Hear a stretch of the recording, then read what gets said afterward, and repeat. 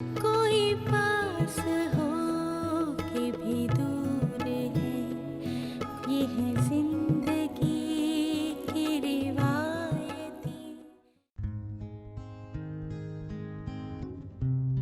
Baby, मैं सोच रही थी पौधों को पानी डाल दूं। पानी इतने दिनों बाद आया है। समीना 2 मिनट बैठो ना, मुझे तुमसे बात करनी है।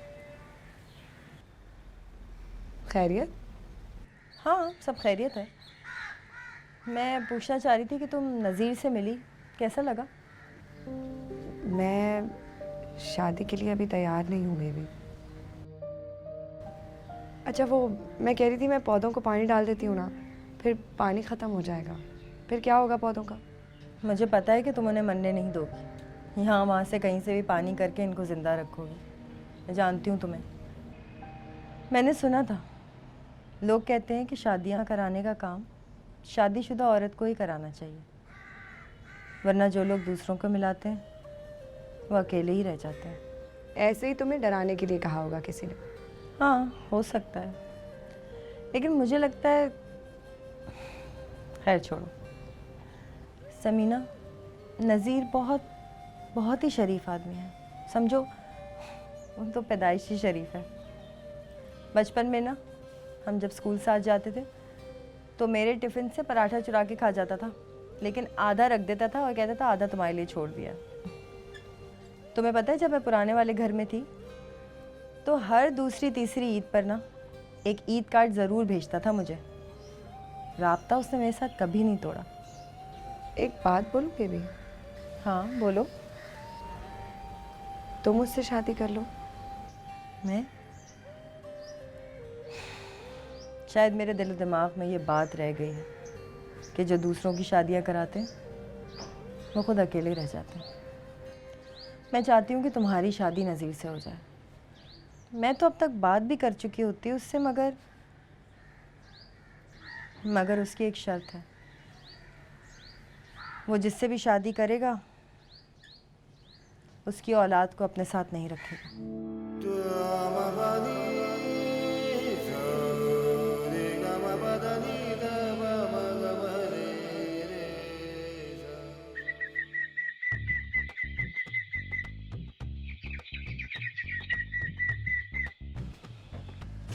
बात की आपने तनवीर से? क्या कहा? किससे बात की? क्या हो गया है आपको? बेगम, हमें रोज़ा लग रहा है, बहुत शदीद रोज़ा लग रहा है। होश में है आप? कब के रोजे गुजर गए, ईद मना ली। अरे तबीयत तो ठीक है ना? अरे बेगम, मोबाइल का रोज़ा, वीडियो गेम का रोज़ा, कैंडी क्रश का रोज़ा, वो जो आपने हमसे जबरन रखवा दिया। खुदा के लिए हमारी अफ्तारी करवा दें, हमारा मोबाइल हमें वापस कर दें। मैं ये जब तक वापस नहीं करूंगी जब तक आप ये नहीं बताएंगे कि तनवीर से बात हुई। मैंने आखिरी कोशिश कर डाली तनवीर को सारे नुक्स गिनाने की, और उससे कहा बेटा खुदकशी हराम है। अगर तुम कट्टे से शादी करोगी तो तुम्हें कट्टे की टक्कर के अलावा कुछ नहीं मिलेगा, और वो तुमको रखेगा बाड़े में और खिलाएगा तुम्हें लूसन और खली, और अगर कभी तुम्हें ले गया वो बाहर तो तुम्हें लूसन, खली और तूड़ी का बर्गर खिला देगा। अब तो मैं कभी भी मोबाइल वापस नहीं करूंगी, या तो मैं इसे बाहर फेंक दूंगी या चूल्हे में डाल दूंगी। ना ना ना ना ना ना ना ना ना, ऐसा ना करना बेगम, ऐसे नहीं करना। मैं सब उगल देता हूँ, मेरी सीआईडी इंस्पेक्टर, मैं सब उगल देता हूँ। भाई मैंने उससे बात की कि हम पहले नाहिद से बात करेंगे, फिर उसकी बहन बेबी बाजी से बात करेंगे, और हम सब सर जोड़कर बैठ जाएंगे और मसले को हल कर लेंगे। ये हुई ना बात। आपने साबित कर दिया कि आप एक अक्लमंद बाप हैं। अब मेरी जान और मेरी रूह जो आपके कब्जे में है वो हमें लौटा दे प्लीज़। ये लीजिए। अगर इस पर मैंने पहले ही कब्जा कर लिया होता ना तो ये मसला कब का हल हो चुका होता और सब सर जोड़ के पहले ही बैठ चुके होते। भाई हमने और कट्टे के घर वालों ने सर तो जोड़ लिया, लेकिन इसके बाद एक और मसला पैदा हो गया। क्या हुआ? वो ये बेगम कि हमारा सर कुछ ज़्यादा ही जुड़ गया है कट्टे की बेबी बाजी से। आपको कोई इतराज़ तो नहीं है? ये तो हम कभी भी वापस नहीं करेंगे, हैं? आप भी ना बस। अरे अबे, अब तुम्हें कभी वापस नहीं करूंगा मेरी जान। कितने दिन बाद मिले हो तुम। मुझे उससे शादी करने की खातिर अली को छोड़ना पड़ेगा। छोड़ना नहीं पड़ेगा, तुम सिर्फ उसके साथ लंदन जाओगी और फिर हम अली को किसी अच्छे हॉस्टल में एडमिशन दिला सकते हैं, वरना मैं उसको अपने पास रखने के लिए तैयार हूँ। बेबी तुम्हें अंदाज़ा भी है कि तुम क्या कह रही हो? जी, मुझे बिल्कुल अंदाज़ा है, और जो मैं कह रही हूँ ना, उसमें तुमसे ज़्यादा अली का फ़ायदा है। उसकी ज़िंदगी बन जाएगी, और मुझे यकीन है कि तुम कुछ दिनों में नज़ीर को अली के करीब ले आओगी। ये भी तो हो सकता है ना कि वो पाकिस्तान सेटल हो जाए, या फिर अली को लंदन बुला ले। और ऐसा भी तो हो सकता है कि सब कुछ उलट हो जाए। फिर अली का क्या होगा? मैं कैसे रहूँगी अली के बगैर? मैं मर जाऊँगी बेबी। और फिर जब तक उसका बाप जिंदा था, वो उसकी मुकम्मल मोहब्बत और शफ़क़त से भी दूर था। और फिर एक दिन वो नामुकम्मल साथ भी ख़त्म हो गया बेबी। परवेज़ मुझे और अपने 6 साल के बेटे को छोड़ के चला गया। और अब तुम चाहती हो मैं भी चली जाऊँ उसे छोड़ के?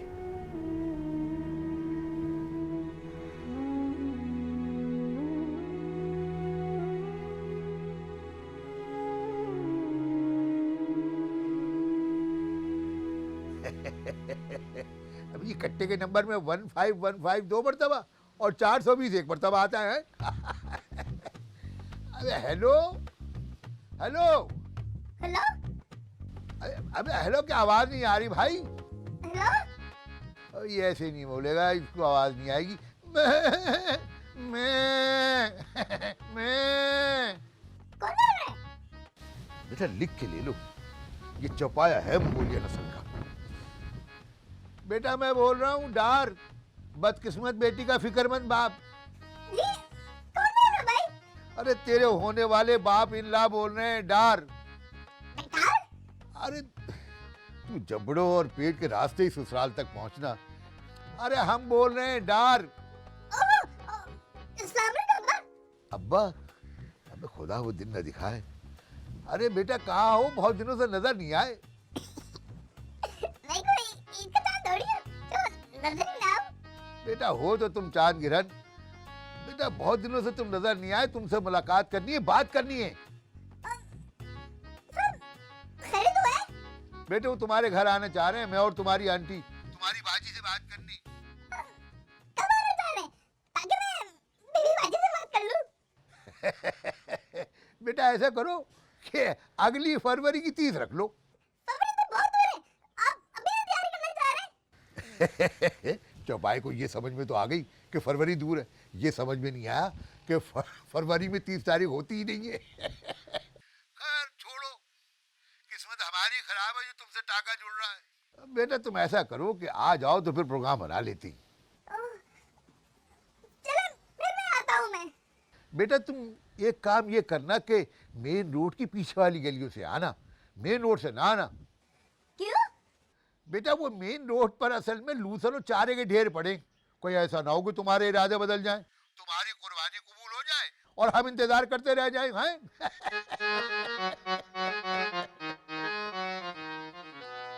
नहीं क्या बोल रही है?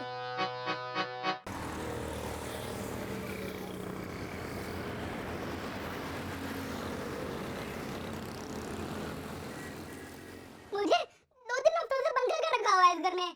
मैं खिड़की से बाहर भी नहीं देख सकता। मैं घर से बाहर एक कदम भी नहीं रह सकता क्या? ना मैं खिड़की से बाहर देख सकता हूँ और ना मैं फोन कर सकता हूँ। मैं पागल हो रहा हूँ मैं। अरे तो और क्या करें, इसके अलावा चारा ही क्या है हमारे पास? हाँ, पहले तो सिर्फ शक था कि लोग तेरे पीछे पड़े, अब तो अखबार में भी आ गया है। क्या? अखबार में? क्या आ गया है? यही कि एक बंदा जो 3 आदमियों की फायरिंग से जख्मी हुआ था वो मर गया है, और पुलिस जगह जगह छापे मार रही है तुम लोगों को तलाश करती हुई। किसने बताया आपको ये?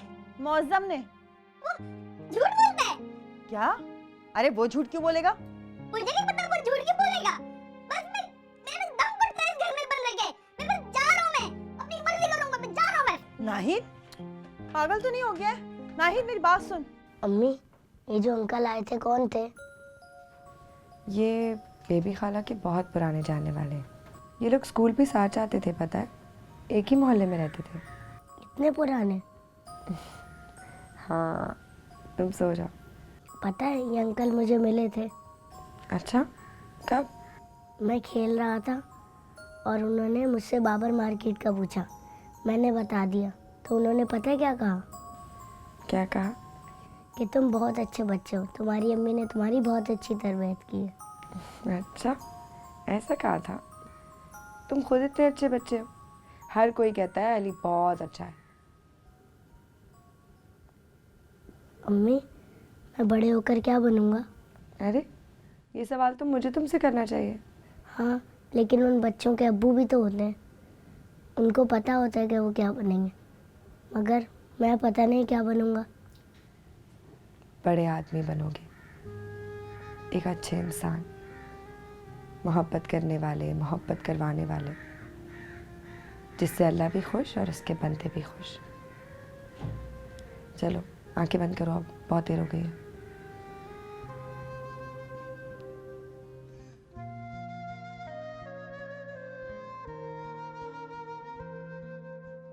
तो भाई क्या सोचा तुमने? इसमें सोचने के लिए है ही क्या बेबी? देखो, फैसला करना मुश्किल ज़रूर है लेकिन नामुमकिन नहीं। और मुश्किल फैसला करते हुए आसान बात यह है कि अपने फ़ायदे और नुकसान को तोला जाए। मगर सवाल सिर्फ मेरा नहीं है बेबी, मुझसे बढ़कर अली अहम है मेरे लिए। उस मासूम को कितना दुख पहुंचेगा मेरी गैर मौजूदगी से, उसका क्या? तो फिर अपना वक्त ले लो, जल्दी कोई नहीं है, हो सकता है वक्त ही तुम्हें बहुत कुछ सिखा दे। कहाँ जा रही हो? वो नाहिद के लिए नाश्ता बनाने। मगर नाहिद तो सुबह ही चला गया था। चला क्या? कहाँ चला क्या? पता नहीं, उसने कहा बाजी को पता है मैं कहाँ जा रहा हूँ, ये कह के चला गया। या अल्लाह खैर, मुझे तो कुछ बताया ही नहीं उसने, और मैंने तो उसे बाहर जाने से मना भी किया था। कहाँ गया होगा?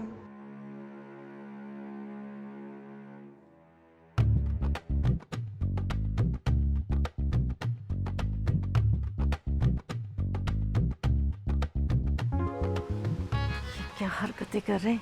नाहिद से बात क्यों नहीं करते? एक तो मुझे यकीन ही नहीं आ रहा कि ये डरावना सा है क्या, ख्वाब है या हकीकत है। कैसी बातें कर रहे हैं? ये कोई तरीका है अपने होने वाले दामाद से बात करने का? और जो कोई तरीका है 7-7:30 बजे आज धमकने का? अभी आज ही महवे ख्वाब है, ख्वाब में तो परियां नजर आती, उनको ही भगा दिया आके इस देव ने। ये कैसी बातें कर रहे हैं? इनकी तबीयत तो ठीक है? बेटा तबीयत तो ठीक है, किस्मत खराब होने वाली है। तुम बताओ ये सुबह ही सुबह कैसे आना हुआ? जी, आपने तो कहा था कि घर आके एक बात करनी है, और फिर घर में अकेले बैठ बैठ के तबीयत उकता गई थी। और ये उकताई हुए के लेकर तुम हमारे घर आ गए? अरे बेटा मैंने तो किसी मुनासिब वक्त के लिए आने के लिए कहा था, हैं? और तुम आ गए मौत के फरिश्ते की तरह बेवक्त। तुमने तो मौत के फरिश्ते की याद ताज़ा करा दी, किसी वक्त भी आ सकते हो, हैं?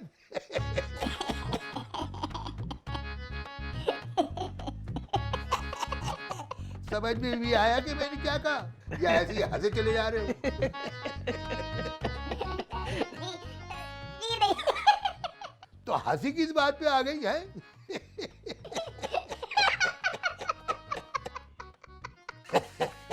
बेगम जी बोलिए।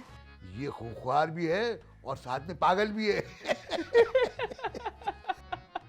देखना देखना देखना, इसको पता कुछ नहीं कि मैंने क्या कहा है, बस हंसे चले आ रहा है।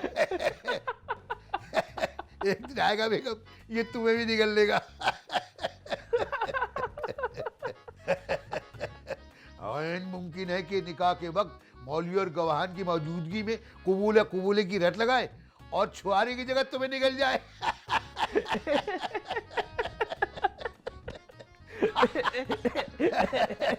देखो मैंने तुमसे कहा था ना कि ये खूंखार भी है और साथ में पागल भी है। हंसे चला जा रहा है, हंसे चला जा रहा है।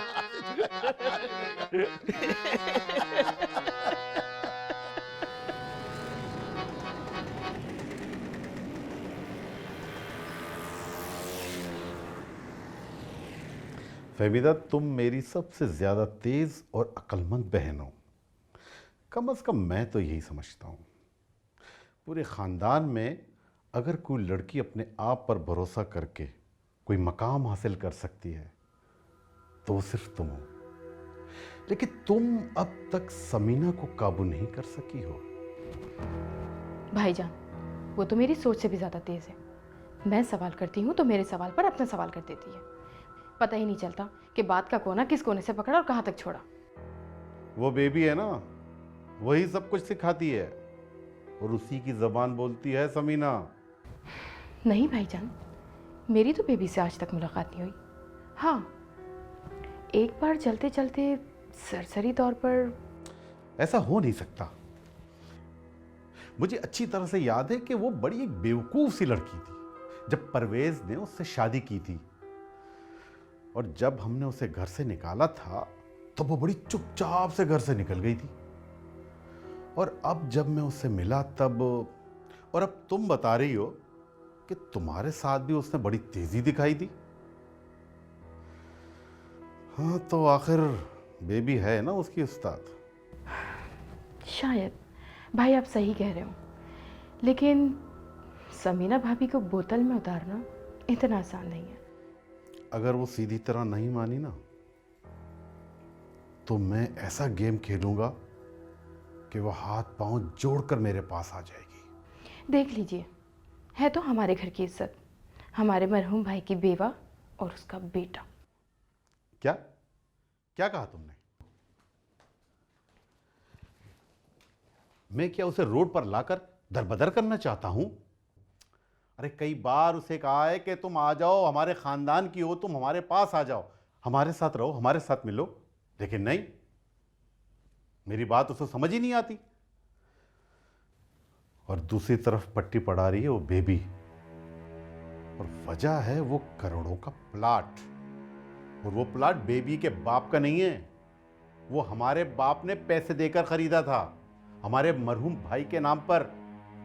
और अगर उसका कोई वारिस है तो वो हम हैं, और मैं बाकी जिम्मेदारी लेता हूं अपने भाई की बेवा और यतीम की, और मैं उस जायदाद को हासिल करके रहूंगा, चाहे उसके लिए मुझे सीधी उंगली इस्तेमाल करनी पड़े या टेढ़ी। हेलो। हेलो, अस्सलाम वालेकुम। वालेकुम सलाम। कौन? मैं तनवीर का वालिद बोल रहा हूँ, डार। डार? ओह हाँ जी, अस्सलाम वालेकुम, कैसे हैं आप? जी जी, वालेकुम सलाम, वालेकुम सलाम। जी जी, अल्हम्दुलिल्लाह सब खैरियत है। वो सुबह ही सुबह नाहिद में आ गए थे हमारे घर। क्या आपके घर चला गया था? आपको पता है हम लोग सुबह से किस कदर परेशान हैं? जी जी, जब इसने मुझे बताया कि ये बगैर बताया आ गया है तो मैं समझा बुझा के इसे ले आया फौरन आपके घर। उसको अंदाज़ा नहीं है डार साहब कि वो कितनी बड़ी मुसीबत में फंस गया है।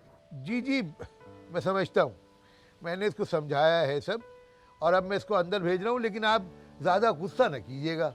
अरे मगर आप तो अंदर आइए उसके साथ, ऐसे कैसे चले जाएंगे बगैर मिले हुए? नहीं नहीं, इस वक्त नहीं, फिर कभी आएंगे। आप इसको ज़रा ठंडे ठंडे समझाइएगा। अच्छा, फिर इजाज़त दें? जी जी, बहुत शुक्रिया। नहीं नहीं भाई, ये तो फ़र्ज़ है मेरा, लेकिन ये ख्याल रखिएगा कि खाली पेट है इनका, वहाँ भी कुछ नहीं खाया है, कुछ खिला पिला के समझाइएगा। आपको तो पता है खाली पेट क्या हशर हो जाता है इनका, हैं? जी हाँ, मुझे पता है। हाँ हाँ जी हाँ, खुदा हाफिज़। चलिए जी, अल्लाह हाफिज़।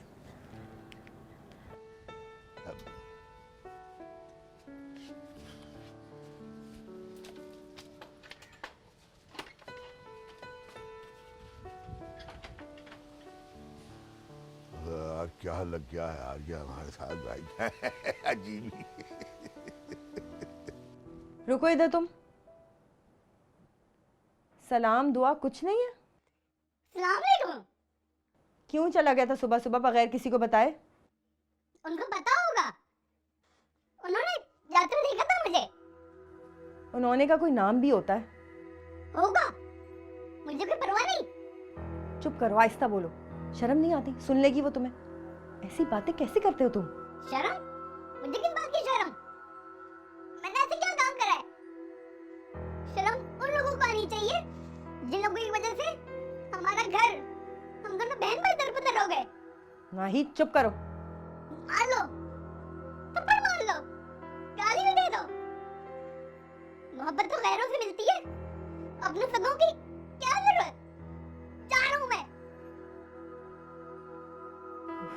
क्या करूं उस लड़के का?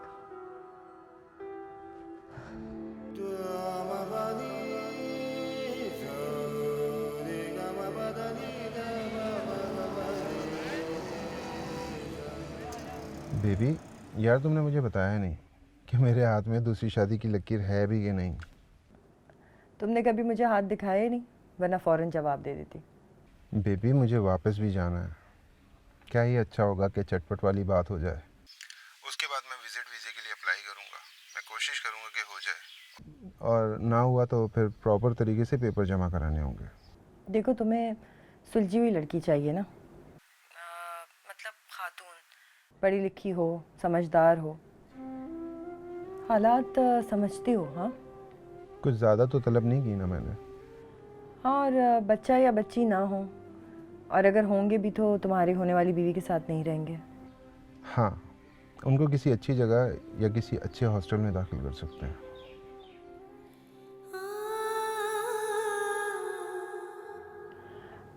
नज़ीर, मैं थोड़ी देर में तुम्हें फ़ोन करती हूँ। हाँ,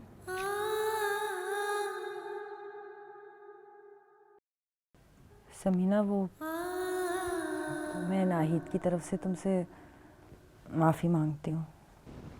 नहीं बेबी, इसमें नाहिद का कोई कसूर नहीं। कसूर है तो हमारी किस्मतों का, जिसकी वजह से तुम और नाहिद परेशानी में आ गए।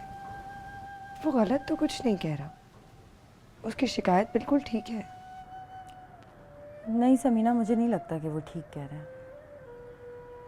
और अब उसे मान लेना चाहिए कि हम एक ख़ानदान हैं और हमारे दुख दर्द भी एक ही हैं। दुख दर्द तो हमारे हैं बेबी, तुम लोग तो सिर्फ सज़ा भुगत रहे हो। ऐसा नहीं है। अच्छा चलो, एक काम करते हैं, मैं चाय बनाती हूँ और तुम ज़रा कुछ पकौड़े तल लो। हाँ, नहीं बेबी, प्लीज़ इस बात को टालो मत। सारे मसलों का एक ही हल है। मैं शादी करने के लिए तैयार हूँ। समीना,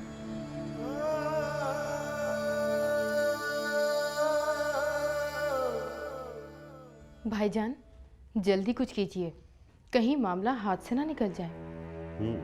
मुझे एहसास है, क्योंकि बेबी एक बहुत ही तेज और शातिर दिमाग की खातून है। वो रिश्ते कराती है, अब सोचो उसके कॉन्ट्रैक्ट कितने ज्यादा होंगे। फिर न जाने किन किन लोगों के रिश्ते कराती है वो, और फीस भी कितनी बड़ी बड़ी लेती है। वैसे भाई, मुझे लगा नहीं कि इतनी ज़्यादा फीस वसूल करती होगी। मुनासिब सा घर है उसका किराए का, 2 या ज़्यादा से ज़्यादा 3 छोटे से कमरे हैं, एक दरमियाना से सहन है। क्या होता होगा उसमें? अरे ये सब दिखावा है कि कहीं किसी की नजर में ना आ जाऊं। बस अभी मुझे कुछ करना है, और बहुत जल्दी करना है। भाई, आप कह रहे थे ना कि आपके पास कोई स्कीम है? हाँ है तो सही, लेकिन पहले पता करो कि समीना के इरादे क्या हैं। क्या मतलब? मतलब ये है कि अकेली तो वो रह सकती नहीं, फिर जवान है, बच्चा छोटा है, और फिर बेबी की भी तो अपनी जिंदगी है, और जाहिर है उसका खानदान भी होगा, और बेबी भी जरूर कोशिश करेगी कि इसकी शादी किसी से करवा कर और भारी फीस वसूल करे। और अब पता करो कि इसके इरादे क्या हैं, क्योंकि अगर कोई इरादा है, और वैसे 100% ही होगा, तो बस यही हमारा वार लगेगा। वो कैसे भाईजान? पुलिस रिपोर्ट के मुताबिक हमारा भाई अभी तक जिंदा है, और अभी तक पुलिस ने कोई भी डेथ सर्टिफिकेट इशू नहीं किया है, और ना ही केस क्लोज किया है। और ऐसे आदमी की बीवी अगर बेवा बनकर घर बसाएगी तो सीधा जेल जाएगी। ओह, अच्छा। मगर आज आप इतना परेशान क्यों लग रही हैं? मगर मौज़म, आपने कहा था ना कि नाहिद को किसी काम पे लगवा देंगे, और फिर तय ये पाया था कि आप अपने साथ ही उसे काम पे रख लेंगे। हाँ, आप सही कह रही हैं। वो ज़मीन के मसले में कुछ इतना उलझ गया कि दूसरी तरफ तवज्जो ही नहीं गई। असल में मौज़म, मसला ये है कि सबसे पहले ये पता कराना पड़ेगा कि नाहिद जिस मसले में फंस गया है, वहाँ जिस आदमी का मर्डर हुआ था वो इसके साथियों के हाथों ही मरा था या कोई और मसला था। और दूसरा मसला ये है कि नाहिद समझता है कि हमारे जो भी हालात हैं उन सब के ज़िम्मेदार समीना और अली हैं, और अब वो उनके सामने ना बहुत खुल के बदतमीज़ी करने लगा है। आप सही कह रही हैं, उसका दिमाग बटना ज़रूरी है। अगर वो नौकरी पर लग जाता है तो बहुत ही अच्छा हो जाएगा। और उसकी रिहाइश भी वहीं रखिएगा ताकि वो उधर ही रहे। आप फिक्र न करें, मैं पूरी कोशिश करता हूँ। बहुत शुक्रिया। अल्लाह हाफिज़। हाफिज़।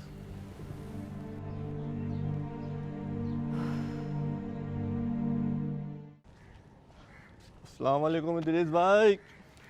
वालेकुम अस्सलाम। यार इतनी देर कर दी तुमने आने में लियाकत। तुम पुलिस वालों का कोई टाइम टेबल नहीं होता है क्या? अरे भाई अपने कलाई पर कोई घड़ी बांध लिया करो ताकि टाइम का पता भी हो। अरे इदरीस भाई बस क्या बताऊँ, हम पुलिस वालों की ड्यूटी ना 24 घंटे की है, कोई टाइम टेबल नहीं है, बस हर वक्त हाजिरी। अच्छा दिखाओ क्या लाए हो।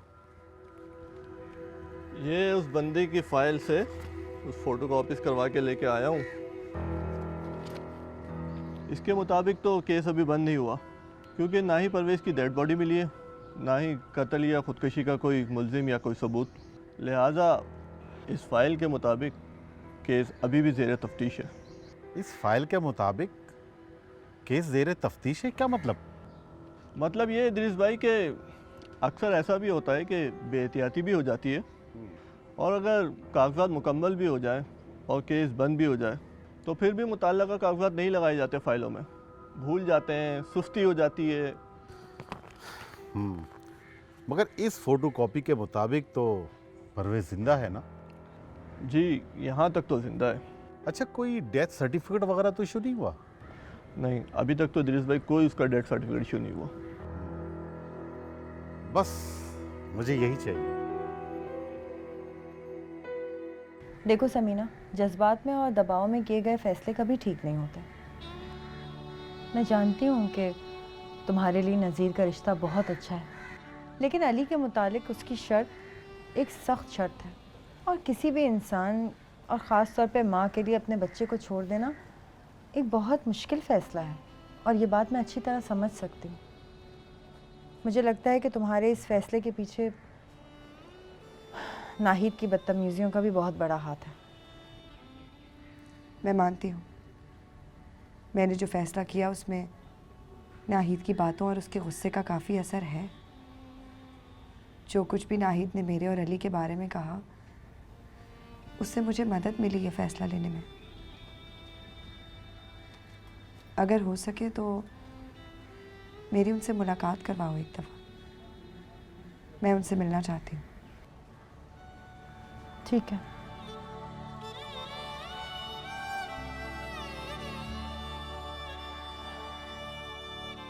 सलीम भाई, और पुराने स्टेशन के बाहर जिन्हें भी ठेले वाले सी, पथारे वाले सी, कच्चियां छत्तां वाले सी, उन्होंने को वसूली करके दिखाई।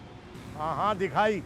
पुरानी सब्ज मंडी के बाहर जिन्हें भी सुजुकी वाले सी, पिकअप ड्रॉप वाले सी, और जेडे पार्किंग नहीं देंदे सी, उन्होंने को पार्किंग लेके विखाई। अरे हाँ भाई दिखाई।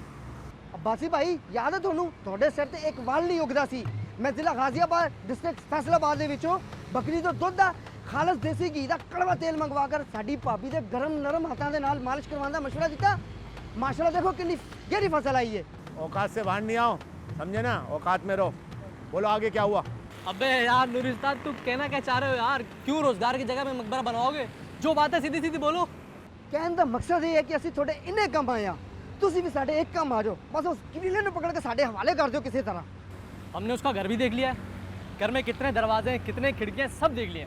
और तो और वो एक मतलब उस घर की खिड़की से झांका भी था, तो मतलब उसी का घर है वो। बस ਤੁਸੀਂ ਉਹਨੂੰ ਕਿਸੇ ਤਰ੍ਹਾਂ ਸਾਡੇ ਹਵਾਲੇ ਕਰ ਦਿਓ। ਬਕਰਾ ਈਦ ਦੀ ਯਾਦ ਤਾਜ਼ਾ ਹੋ ਜਾਏਗੀ।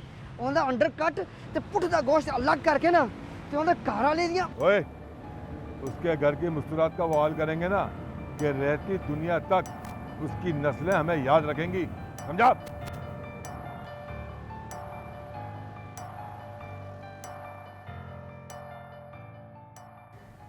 अच्छा ये बताओ तुमको अम्मी कैसी लगती हैं? क्यों पूछ रहे हैं आप? बताओ ना, कैसी लगती हैं तुम्हें तुम्हारी अम्मी? तुम्हें डांटती भी नहीं है, मारती भी नहीं है, सज़ा भी नहीं देती? नहीं, बिल्कुल अच्छी नहीं है। डांटती भी है, सज़ा भी देती हैं, मारती भी हैं। अच्छा जी। अच्छा ये बताओ कि तुम्हारा कहाँ जाने का दिल चाहता है? मरी और नथिया गली, मेरे सारे दोस्त वहीं जाते हैं, कहते हैं बहुत मज़ा आता है वहाँ। अच्छा तो ऐसा करते हैं, तुम्हें मरी के अच्छे से स्कूल में दाखिला दिला देते हैं। क्या मतलब? मतलब ये कि तुम मरी जाना चाहते हो ना, तो वहाँ तुम्हारा एडमिशन कराते हैं, वहाँ आराम से रहना। फिर आप कहाँ रहेंगी? मरी में रहेंगी मेरे साथ? नहीं, तुमको हॉस्टल में डाल देंगे। फिर वहाँ तुम अपने दोस्तों के साथ सोओगे, खाओगे, खेलोगे, कूदोगे, पढ़ाई भी उन्हीं के साथ करोगे। नहीं, मैं आपको छोड़ के कहीं नहीं जाऊंगा। अली वहाँ बस कहीं नहीं जाना मुझे छोड़कर। मैं हमेशा आपके साथ रहूंगा यहीं पर। अच्छा चलो सो जा। मैं आपको छोड़ के कहीं नहीं जाऊंगा, यहीं रहूंगा आपके साथ हमेशा।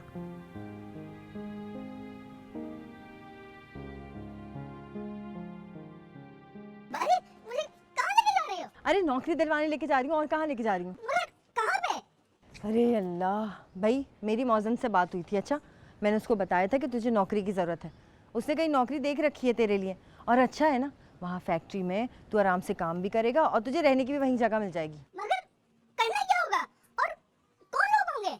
ये सब तू क्यों फिक्र कर रहा है? लेके जा रही हूँ ना वहाँ, बस दुआ कर अल्लाह से कि काम मिल जाए तुझे। चल अब सीधा मुँह ठीक कर, मुँह ठीक कर। आई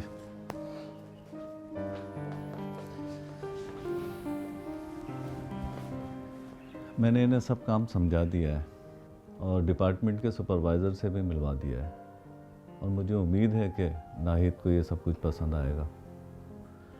और फिर अच्छी बात तो ये है कि तनख्वाह भी मुनासिब है। मुझे नहीं पता। क्या पता नहीं?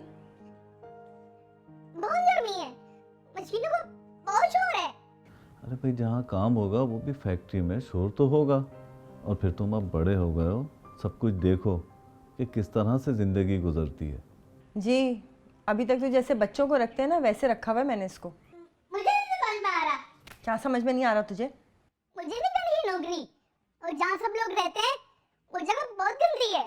वो जगह गंदी नहीं है। जो कमरा तुम्हें दिया जा रहा है वहाँ पर सिर्फ एक ही बंदा शेयर करेगा, और वो वहाँ का असिस्टेंट सुपरवाइज़र है। पढ़ा लिखा लड़का है, और वो तुम्हारे साथ बहुत हेल्पफुल भी होगा। देख नाहिद, नौकरी तो तुझे करनी पड़ेगी। अच्छा, और फिर तेरी खुशकिस्मती ये है कि मौज़म नौकरी दिला रहा है, और फिर वो ख्याल भी तो रखेगा तुम्हारा। मुझे नहीं पता। मुझे पता है, तुझे नौकरी करनी है और ज़िंदगी में कुछ सीखना है और कुछ बन के दिखाना है। ये मौज़म आ जाएगा काम पर। आप इसको वक्त बता देंगे कब आना है ना? ठीक।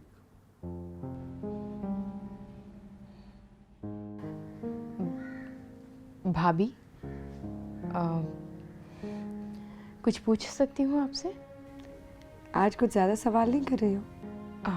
वो नहीं भाभी, ऐसी कोई बात नहीं है। चलो, ऐसी कोई बात नहीं तो फिर पूछो। आपका गुजारा कैसे चलता है? क्या बेबी चलाती है पूरे घर का खर्चा? हाँ, मतलब मोटा मोटा खर्चा तो वही करती है। घर का किराया, बिजली का बिल, बाकी मैं जितना कर सकती हूँ वो करती हूँ। वो अब इससे पहले कि तुम ये पूछो कि मैं खाती कमाती कहाँ से हूँ, तो मैं ट्यूशन पढ़ाती हूँ बच्चों को, और सिलाई भी करनी आती है, तो अल्हम्दुलिल्लाह गुजारा हो जाता है। भाभी, आप शादी क्यों नहीं कर लेती?